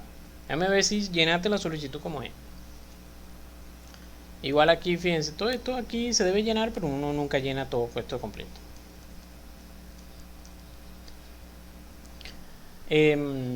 Bueno, aquí depende, ustedes van a ver la clase de transfusión en medicina interna, todo lo que significan cada una de estas bolsas. Deben seleccionar cuántas cantidades de bolsa y si es para que el paciente se está desangrando ahorita o es para preparar para acto operatorio o para después de operado o es porque tiene una anemia ahorita o es para diálisis, etc. Hay una hojita que yo también debería en algún momento sacarle foto a esa hojita, que es la hojita de la enfermera. Es una hojita donde ella lleva el control de los medicamentos, a qué hora se le colocó y todo. Y es para ella, para las enfermeras, esa es la historia. Sin esa hojita, como dice aquí, ellas pierden la cabeza. No, ya. O sea, no saben más nada de la historia, sino solamente eso. No me estoy burlando de las enfermeras porque ustedes saben que mi mamá es enfermera, sino que muchas veces sucede eso. Pero lo que les quiero mostrar en este momento es que existe esa hojita que uno no la entiende. Por otro lado, uno no la entiende. Uno, cuando necesita una información de ahí, uno le pregunta, ve, ¿a qué hora le colocaste el medicamento? O ¿a qué hora tu compañera de la mañana le colocó el medicamento al paciente? Entonces ella busca en la hojita, que ella sí la entiende, y dice, se lo colocó a las 9 de la mañana. Ah, pero era a las 8. Ah, bueno. Entonces, bueno, tú verás qué hace con ella después.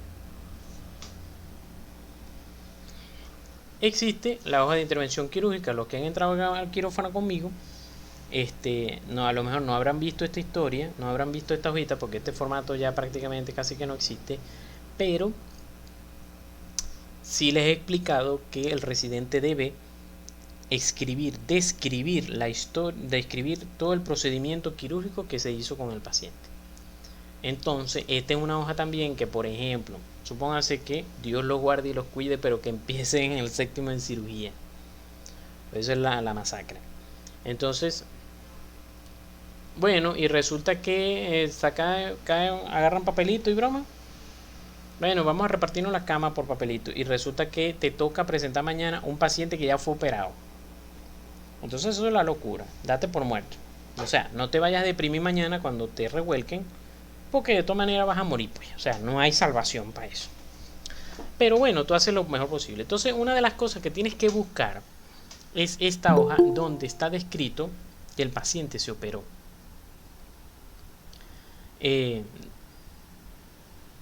Debes buscar y entonces leer qué hallaron. Por ejemplo, si el paciente fue operado de una apendicitis, ahí te va a decir cómo estaba el apéndice.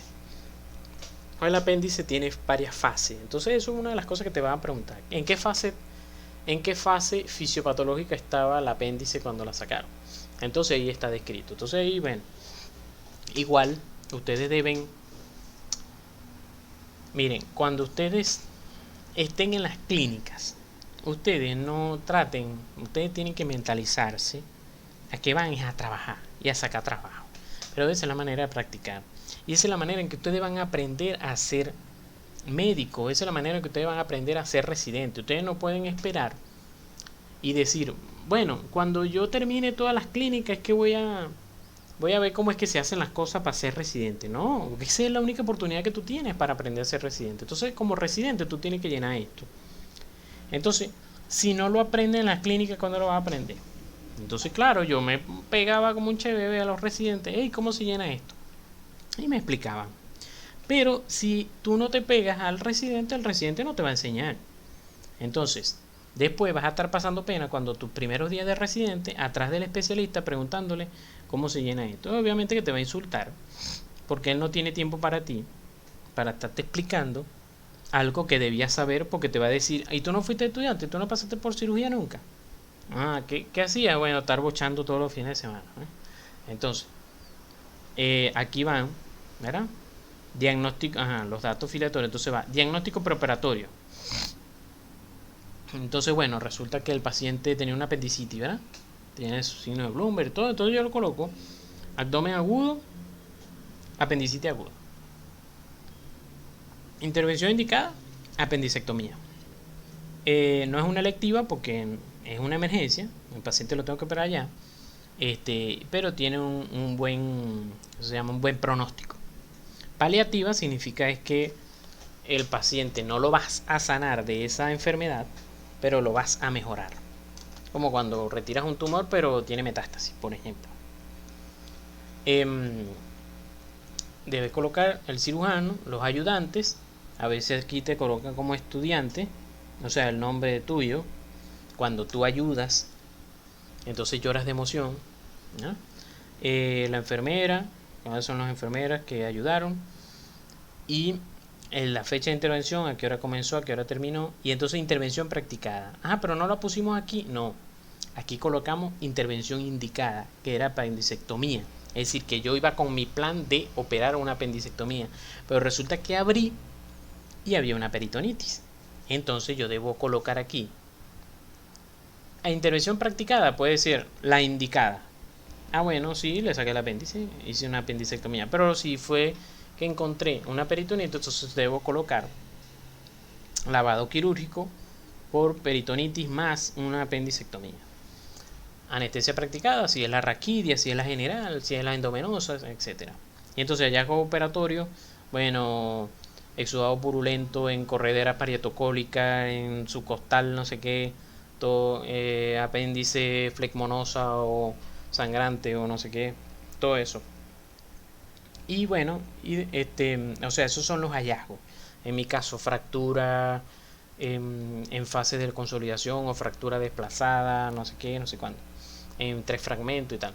Entonces después aquí yo debo escribir abajo, que yo siempre me he preguntado, fíjense que la descripción siempre es más larga que los hallazgos. Entonces siempre yo me he preguntado por qué esta hoja tiene la descripción más corta aquí que los hallazgos. Los hallazgos casi siempre son 2 o 3 líneas. En cambio aquí descripción va todo esto. ¿Qué va en la descripción? ¿Qué anestesia le colocaste? Entonces eso sí va en orden, yo siempre lo coloco en orden numérico. 1, posición. ¿En qué posición va el paciente? Posición de cúbito dorsal. 2, anestesia tal, raquidia o tal. 3, previa antisexia, asexia y antisexia, o sea, todos los lavados, los campos quirúrgicos. Se procede a intervención quirúrgica, colocación de campos estériles. Incisión. ¿Qué incisión hiciste? Entonces ¿se acuerdan cuando vieron abdomen? Que vieron la cicatriz, la cicatriz de McBurney, que es la de apendicectomía. La cicatriz de la de vesícula es Murphy, creo que es Kocher, perdón. La de Kocher para apendicectomía, perdón, para la vesícula. Fanestil, que es la de la cesárea. Entonces tú debes escribir incisión de Fanestil o abordaje de Fanestil. Entonces al decir eso, tú debes describir, o sea, ya al tú decir eso, tú estás dando a entender que tú sabes qué es lo que se estaba haciendo y que de todas maneras debes describir por planos qué planos se iban encontrando. Tejido celular subcutáneo, no sé qué, ¿cómo se llama? Peritoneo, parietal, tal, todo eso. Después, entonces dice se ubican a hallazgos operatorios, o sea, los hallazgos que ya describiste aquí. Viste el pus de la peritonitis, la apendicitis y tal. Después procedimiento, bueno, hiciste la exéresis de la apendicectomía haciendo esto con técnica tal, no sé qué, o coloqué la placa con tantos tornillos, con tantos, se pasa el clavo, se pasa esto, tal. Luego terminó la intervención, entonces ahora como cierro. Entonces por ejemplo en una cesárea, importantísimo, te lo van a preguntar, todas las suturas que normalmente que se usan en cada plano. Se sutura el útero, se sutura con tal.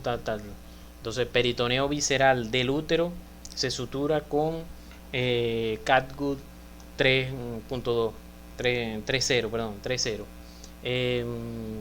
Después viene peritoneo parietal, se sutura con Catgut tal. Músculo rectos, se sutura con tal y tal. Entonces, y así van. Tienen que describir todo hasta que por fin llegan a piel. Antisexia final, o sea, si se le echa alcohol o betadine al final. Y en el caso de traumatología siempre se coloca un vendaje nada más o le colocas una inmovilización otra vez. Luego el diagnóstico postoperatorio inmediato de apendicectomía por abdomen agudo quirúrgico o apendicitis aguda, por ejemplo. Dictado por quién, fecha el dictado y escrita por el esclavo Díaz Arias y firmó y debe después firmar el cirujano. Pero ese seguro ya está en su casa. Y bueno, todo el día siguiente en la mañana le dice, doctor, ¿será que puede firmar aquí? Ya escribir la intervención. Ok, listo. Luego, ya estamos terminando, como se pueden dar cuenta, la hoja de resumen de egreso, en la que, bueno, volvemos a llenar todo. Y es como un resumen de todo lo que le hiciste al paciente, con qué diagnóstico entró, qué complicaciones tuvo, cómo se fue, de qué se operó, y aquí al final con qué diagnóstico se fue. Igual en algún punto puedes escribir tu nombre y que cualquier cosa acudan a ti, de tal manera que el paciente, bueno, en el caso de nosotros, llegaba con esta hojita a sala de yeso. Entonces ya el residente buscaba quién era el responsable, de quién era el paciente, pues, para que se ubicara al residente. Y bueno, aquí ya, bueno, verdad que no estoy finalizando, me falta esto y un poquito más. Los récipes. Entonces ya cuando el paciente se va de alta, ¿verdad? Los récipes. Fíjate, este era otro talonario que existía en el Seguro Social. ¿Se acuerdan? No sé. No creo, pero a lo mejor sí le preguntan a sus padres. Cómo en el Seguro Social existían medicamentos que al dar de alta al paciente, el paciente pasaba con este récipe especial por farmacia y se los daban. Tú colocabas el nombre del paciente, en su nombre de historia y todo, las cosas, y tú firmabas. Pero bueno, como esto ya no existe, entonces bueno, tú haces un récipe normal. Recordar hacer, esta es mi manera de hacer los récipes, mi manera. Ustedes llegarán a tener la suya, pero esta es mi manera. Coloco el nombre, ¿verdad? El nombre del medicamento. El nombre siempre yo lo coloco aquí arriba con la cédula. El nombre, la presentación y la concentración del medicamento, ¿verdad? Siempre paso una rayita para que nadie me vaya a agregar algo. Coloco mi firma y mi sello. Mi cédula y mi número es falso aquí. Y la fecha que estoy haciendo el récipe. Siempre, como ya les dije, entonces escribir completo, sin abreviatura, porque el paciente no se sabe las abreviaturas. Tomar una tableta cada tanto, por cuánto tiempo, si no pasan todos los años y sigue tomando lo mismo. Bueno, si no tienen duda hasta aquí, ya voy a terminar con esto. Esto es lo último. Son consejos de cómo presentar un caso clínico, y para que lo tengan por ahí cuando si les toca el semestre que viene, o bueno, ya cuando ya estén en las clínicas, bueno, aquí tienen. Esto aquí a la izquierda es como los consejos, cosas que deben hacer o que no deben hacer mientras estén presentando el caso. Siempre posicionarse a la derecha, ya se los expliqué por qué. Deben estar bien presentables, por favor, vayan bien vestiditos, bien acomodaditos. Si no los tildan, no pasan desapercibidos. Aquí en las clínicas es importante que pasen desapercibidos, que no huelan tanto, porque si no les agarran idea. No tener las manos en los bolsillos. No tocar la cama y la pared, bueno, ahora menos con el coronavirus y eso, uno trata de no tocar nada. Tratar de aprenderse el caso completo y no tener la historia en la mano. De todas maneras, cuando estén en las clínicas, yo les daré consejitos cómo aprenderse la historia.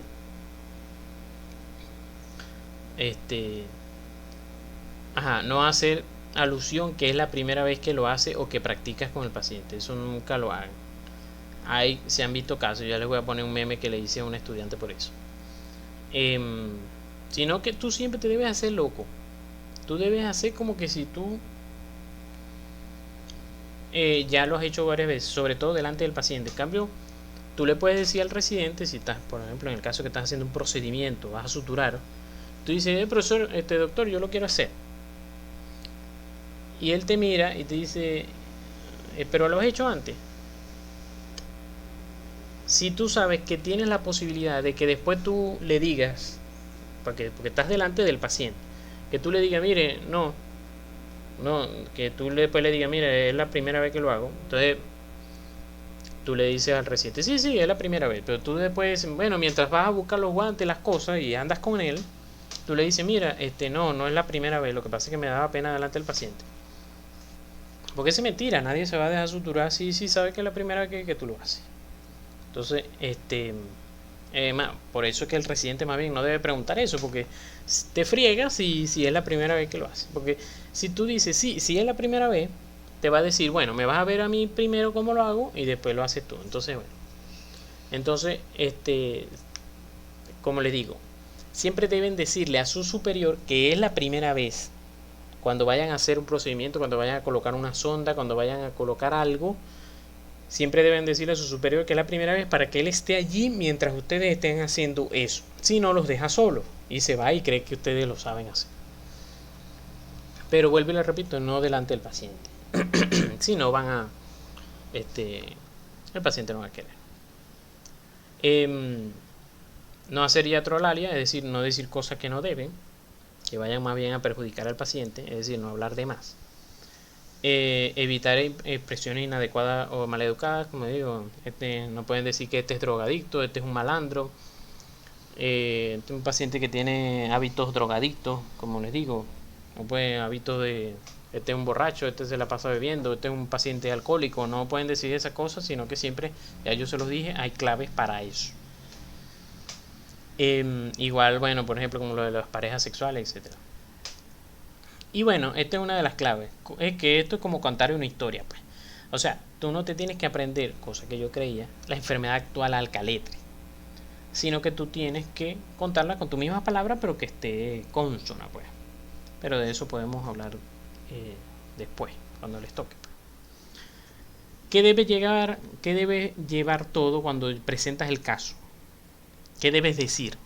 Bueno, el motivo de consulta de la enfermedad actual, los antecedentes importantes, el examen funcional, lo importante, lo positivo, igual que el examen físico, no es necesario que diga todo, sino que solamente lo que está positivo. Después decir los laboratorios, cómo está la cuenta blanca, la hematología, todo eso, qué diagnósticos presenta o qué presentó en el momento del ingreso y qué se comentó al ingreso, o sea, por qué lo ingresaron. Decir las órdenes médicas del ingreso, bueno, al ingreso le colocaron aspirina, estreptoquinasa y esto, pero ya ahorita no, ya ahorita no lo tiene, no lo tiene indicado. Cómo ha estado durante los días, decir la nota operatoria si lo operaron hoy y después finalizar con la evolución de hoy, cómo está el día de hoy y eso. Y bueno, normalmente te preguntan, bueno, ¿y cómo tú crees que deben ser las órdenes médicas de hoy? Si sobreviviste a esto. Entonces, los que son así de hablar rápido, eso no dejan hablar al especialista y llegan aquí al final. Pero personas como yo que somos lentos para hablar, lentos para hablar con cosas como esta, con caletre, no llegamos ni a la mitad. Nos empiezan a preguntar y broma y morimos. Entonces, bueno, este fue el meme que lo hice Doctor, una pregunta. a una estudiante porque dijo así mientras estaba presentando el caso, bueno, y yo practiqué sutura con el paciente. se la comió. Bueno, para nadie es un secreto cómo son la- las letras de los médicos. Me pareciera que escribieran como los picapiedras.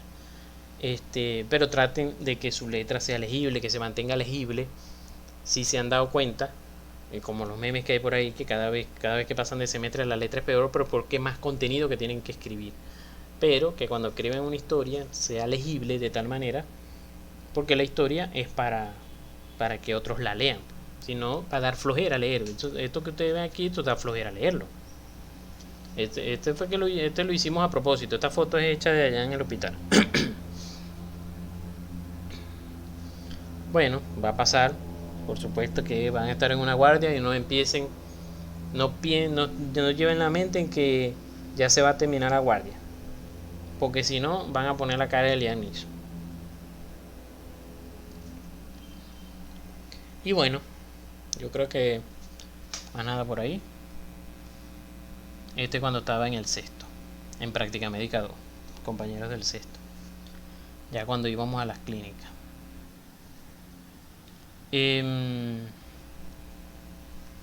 Bueno, ¿tendrán alguna preguntita por ahí? Doctor, ¿me escucha? No te escucho, José. Profe, yo Ajá. quería, o sea, estuvo bastante buena la clase, aunque no pude llegar al principio porque no tenía internet. Pero por lo que sí, o sea, lo último que se escuché sí me pareció muy interesante, pues, porque obviamente cuando entramos muchas cosas no sabemos. Y bueno, es bueno que usted nos las explique. Doctor, la pregunta era que si, o sea, por lo menos cuando usted mencionó lo que varias veces nos ha dicho, que por lo menos cuando a la hora de uno intervenir con un especialista, que es el que siempre pregunta, la mayoría de las veces por lo que he visto, le pregunta a uno algo, como por ejemplo en la revista cuando he visto que le llega a un estudiante o al residente, el especialista le pregunta. En el caso de cuando el especialista le pregunta al estudiante, como usted dice, hay que contestar que si una vez y ya cuando uno contesta una vez, ya uno tiene que también moderar o quedarse tranquilo para que no tampoco le agarren ideas. ¿Cómo evalúan, o sea, en ese momento, cómo evalúan al estudiante? O sea, ¿el especialista toma nota de eso y lo evalúa o cómo sería eso? Bueno, mira, eso, o sea, de eso podemos sentarnos aquí a hablar y pasar la noche hablando de eso. Eso es parte también del curso que doy. Pero no, eso es muy difícil que un especialista se siente a tomar positivos, vamos a decir un ejemplo, de positivos de que tú participaste hoy o no. Claro, si tú estás presentando un caso, tú tienes que responder todo lo que te pregunten, ahí sí, responde toda esa broma, porque te están preguntando a ti específicamente. Sin embargo, cuando tiran la pregunta al aire, si ya has respondido 2 o 3, no hace falta que respondas más, ya saben que tú sabes, ¿no? A menos que tú tengas una duda, una pregunta, tú la haces, pero no vale la pena que tú estés respondiendo cada rato. Y como te digo, eso es muy subjetivo. Mira, tú pasas revista hasta el cansancio, es decir, hay veces que tú pasas revista, o sea, para sacarte una cuenta. Te toca hospitalización y bueno, te toca rotar por hospitalización, ponle 3 semanas. Ponle 3 semanas, en promedio. Y estás en medicina interna donde te reparten los casos y por lo menos tienes 3 o 4 diarios. Entonces imagínate que tú presentas 3 o 4 pacientes diarios por 3 semanas. Es decir, en la semana presentas 3 por 5, 15 casos multiplicado por 3 semanas son 45. O sea, tú esos 45 que tú presentaste, eso es mentira que todos los 45 te van a valer. Sino que eso el especialista cuando se acuerda, bueno, José, bueno, sí, él cuando yo le pregunté respondió. Entonces resulta que o sea, eso es muy subjetivo. Resulta que, bueno, te tocó con él, pero resulta que él era como ustedes que yo estaba hablando en estos días, que si era como ustedes que yo estaba hablando en estos días, no, era con otra persona. Pero suponte que si era un profesor, que el profesor no sea de la universidad, Resulta que con quien tú pasaste revista es porque un adjunto del hospital que pasa revista, ¿verdad? Pasa revista con los residentes, te tocó pasar con él, pero resulta que él no es de la universidad. Entonces, si puede ser que el coordinador le pregunte a él, hey, ve, este José pasó contigo, creo que pasó contigo más, ¿qué tienes que decir de él? Entonces imagínate, y eso se lo pregunta. Suponte que te estás terminando el semestre hoy, ahorita están terminando lo de clínica, están terminando hoy, pero resulta que tú pasaste con él, fue al principio del semestre y el semestre comenzó fue a principio de noviembre, échale pierna, para él acordarse de cómo presentaste tú los 25 casos. Entonces por eso es que es muy subjetiva la cosa. Es muy complicado y por eso yo siempre he dicho, o sea, para yo ser profesor de las clínicas, tengo que ser coordinador para yo hacer que de alguna manera se cumpla lo más objetivo posible. Y eso es muy difícil. ¿Por qué? Porque tengo que vivir en el hospital. Porque tengo que vivir pendiente de 30 personas. Que 30 personas vayan todos los días. Porque si no van todos los días y yo no me doy cuenta que es el culpable, yo. Porque permito que el estudiante se haga loco y no vaya. Entonces tú, que fuiste responsable y fuiste todos los días, vengo y pero yo no te conozco mucho y bueno, no te pongo la nota que tú mereces. O que más bien te coloco de más y resulta que tú ibas cuando te daba la gana y tu compañero botando la piedra contigo porque te tenían que suplir entonces en la revista, porque entonces tú llegaste anoche bonchando y te rascaste y al día siguiente no fuiste al hospital, pero eso yo no lo vi, no me di cuenta, porque yo no voy todos los días. Entonces, o sea, para que sea objetiva la cosa, te tiene que evaluar el médico todos los días y eso es muy difícil, evaluar 30 personas todos los días. O que yo pedirle como coordinador a ese profesor, a ese adjunto, que aunque no sea profesor de la universidad, pero te está entre comillas evaluando, pero bueno, pedirle algo que me ayude y decirle, mira, todos los días anota cómo va el muchacho, pero como a nadie le gusta dar clase, esa es mentira que el adjunto lo va a hacer, entonces lo hacen los residentes. Pero es difícil también porque los adjuntos muchas veces no le preguntan a los residentes porque a veces el adjunto no se la lleva bien con los residentes. Entonces es un círculo vicioso, pues. O sea, vuelvo y les repito, cuando hagamos el curso, bueno, ahí les diré todos los tips, todas las cosas que más o menos yo me sé y que les van a ayudar un poco. Entonces, vuelvo y les repito, en resumen, entrar a las clínicas es como entrar a Yumanji. Entrar a Yumanji, tú caes ahí y a correr se ha dicho, compadre. Si se comió el tigre, se comió al otro, se lo comió. Seguí corriendo porque si no te va a comer a vos también. ¿Alguien más? ¿Alguien que quiera preguntar? ¿Alguien que quiera pasar la materia para llegar a las clínicas? Estoy metiendo mucho miedo, pero no es miedo, es decirle la realidad. No, está bien la explicación, ya comprendí bastante.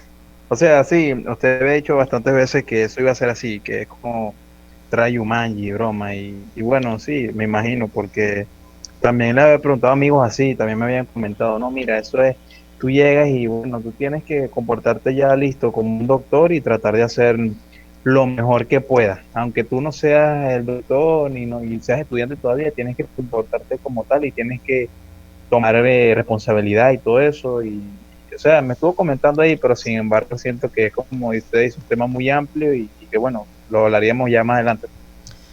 Sí, exacto, tener seguridad, eso es algo que mucho a mí me faltó, muchísimo. Tener seguridad en las cosas y bueno, pero no me quedó pues. O sea, soy un consuelo para Egdi. Yo también tenía mucho miedo al entrar. Bueno, no tenía miedo al entrar. Te digo que no tenía miedo al entrar porque nadie me dijo cómo iba a ser. Sino que cuando caí en la jungla, empecé a correr. ¿Qué más? Tuve que correr.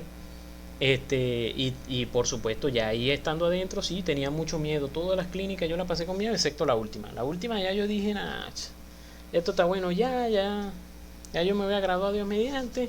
Ahí me acuerdo, el primer mes, pues son 4 meses las clínicas, cada semestre. Cerré mi cuaderno y dije, hasta aquí yo voy a usar un cuaderno.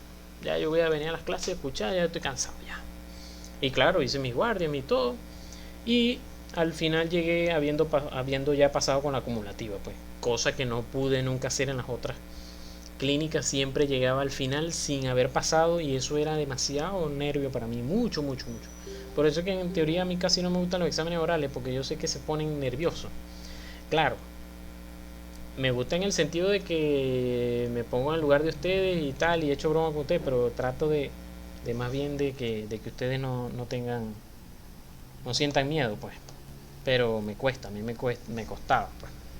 Y aún, si a mí me toca en un momento hacer un posgrado otra vez y voy a un examen oral, me voy a poner nervioso otra vez.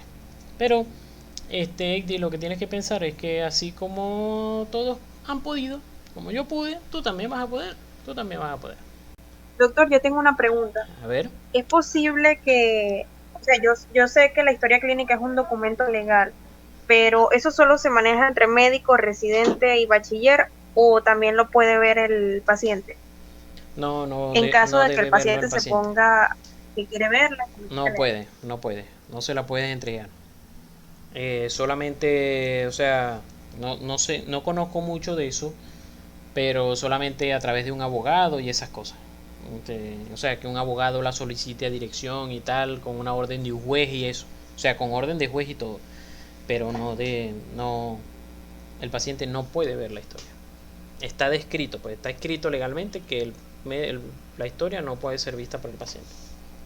Es más, o sea, es tanto así que de repente tú estás en la consulta y de repente, bueno, la enfermera agarró y le entregó la historia al paciente para que el paciente pasara con la historia. Uno se queda loco y se va, ¿qué pasó?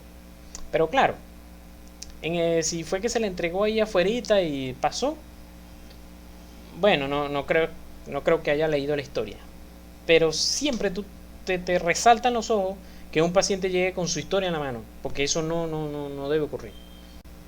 Bueno, Ok, bueno, muchas gracias. a mí me pasó que mi abuela me pidió historia y cuando que ella fue mi primer paciente y yo se la mostré pues para que viera y me dice, pero yo no te dije esto así, pero tú tienes que poner todo lo que yo diga, que no sé qué, yo abuela, pero lo tengo que ponerlo con términos médicos. Ah, pero entonces no vas a poner todo lo que yo digo y ya, ay Dios mío. Ah, bueno, Imagino que hacía eso con los razón. mismos pacientes. A mí también me pasó algo similar. Me pasó que acompañé a mi abuela, entonces no estaba segura porque no vi cuando el residente estaba anotando el caso de mi abuela. Entonces yo dije, ¿será que lo anotó? ¿Será que no lo anotó? Y eso me pasó con la alergia al yodo. Algo tan importante como eso. Entonces andaba con la cabeza loca hasta que ya se lo dije como 1000 veces al médico antes de que lo operara.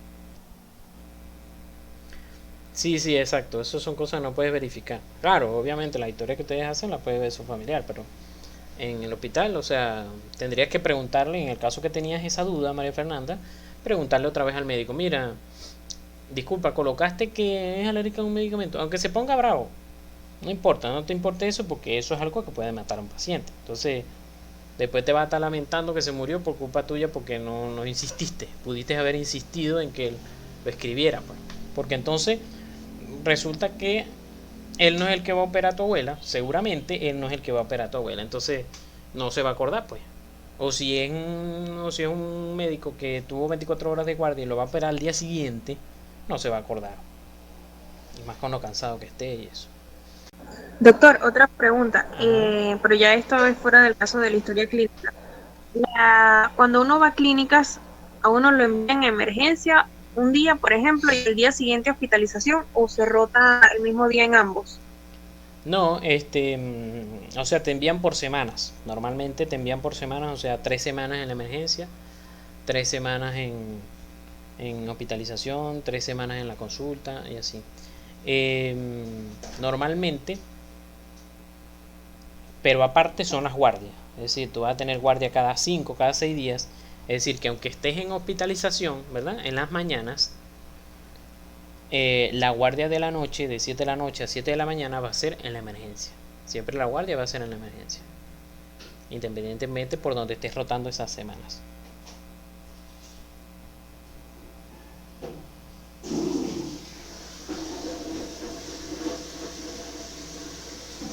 Ah, ok. A tu orden. Doctor, una pregunta. Ajá. ¿Cuánto duraron sus clínicas? O sea, como cuánto tiempo usted terminó clínica desde que empezó hasta que terminó.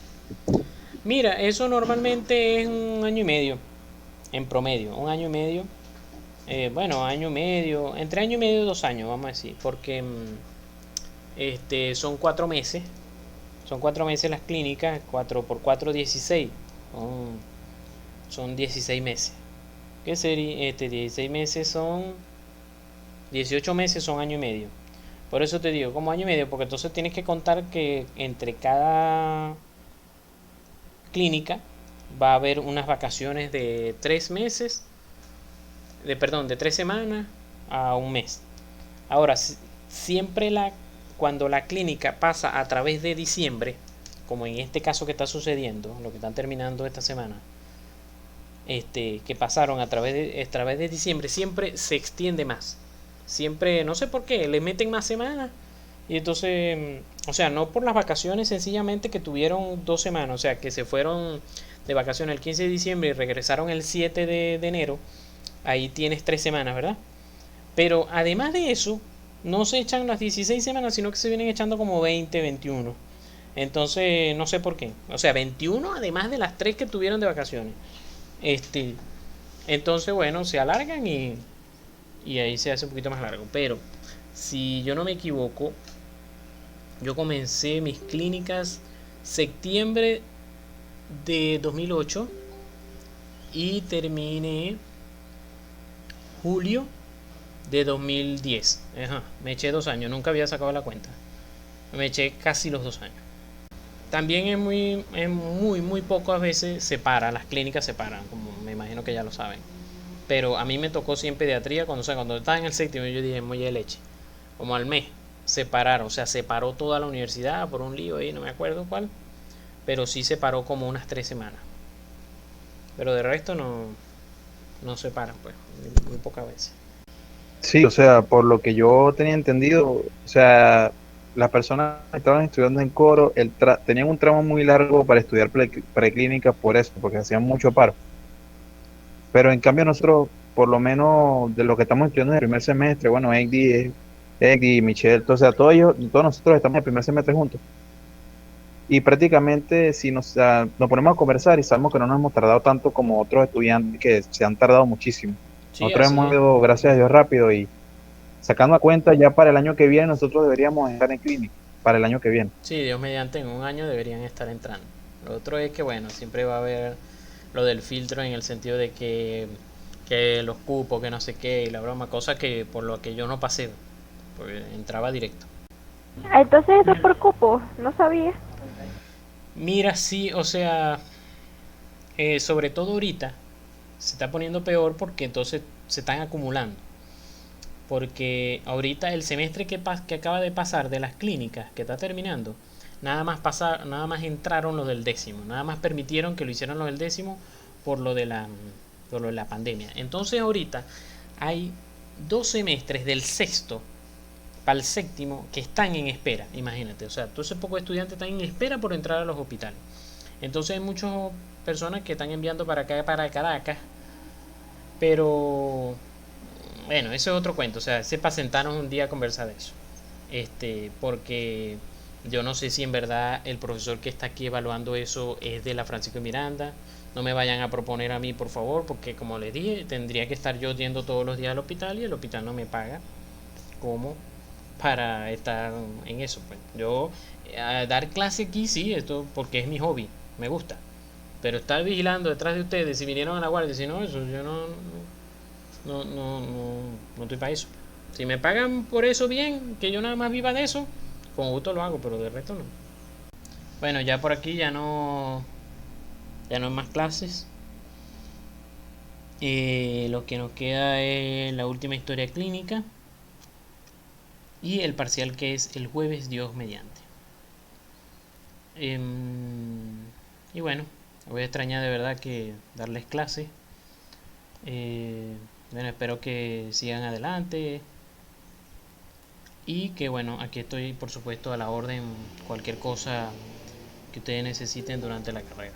De verdad que fue un placer haberles dado clase todo este tiempo, todos estos 2 semestres, y de verdad que fueron un grupo muy bueno que me ha dado bastante y que me ha hecho estudiar y que he aprendido mucho de ustedes. Muchas gracias por todo, doctor, de verdad. Ha sido un semestre bastante difícil, pero como todo, pues todo va aumentando en dificultad. Pero gracias a Dios que nos dio clases. De verdad que le doy gracias a Dios.